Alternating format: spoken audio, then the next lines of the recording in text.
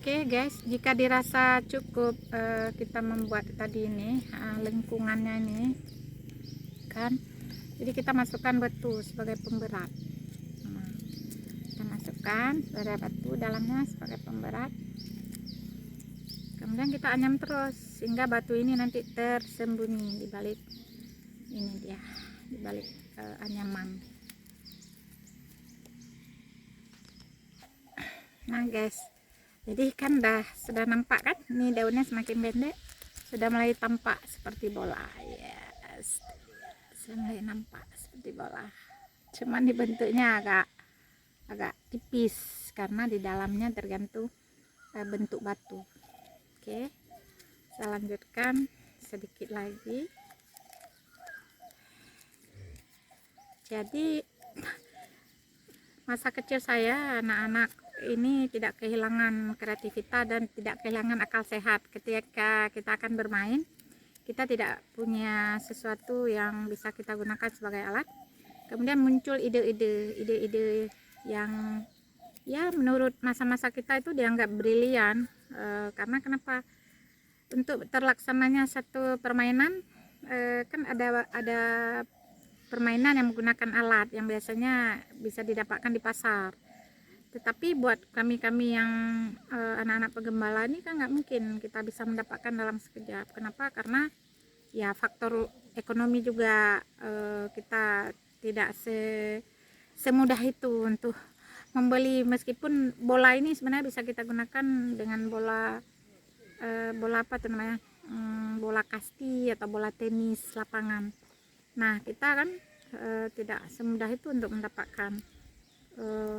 Jajan saja kita susah, apalagi untuk membeli alat-alat permainan. Oleh karenanya kita sebagai anak-anak penggembala itu nilai-nilai kreativitas itu berkembang sendiri. Jadi alam yang menciptakan, hingga apa yang saya perlihatkan hari ini merupakan bagian dari masa kecil saya yang terlampaui, bukan sekedar bercerita, tapi memang saya berlakunya di dunia nyata. Saya rasa kawan-kawan juga lebih punya permainan masa-masa kecil yang mungkin lebih mencolok lagi, tergantung daerah masing-masing ya. Jadi tidak ada salahnya ya kalau sekarang bisa didokumentasikan sehingga menjadi bahan pembelajaran buat anak-anak di era modern, terutama buat guru-guru yang mengajar di daerah yang minimnya fasilitas yang tersedia.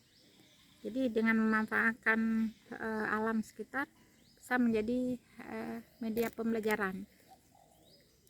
Jadi bagaimana ini membuat media ini kan bisa masuk ke kriya anyam kalau di dalam pembelajaran seni kriya. Jadi nggak usah bingung ibu gurunya harus ngajar apa ya, saya nggak harus terlalu textbook ngajarnya.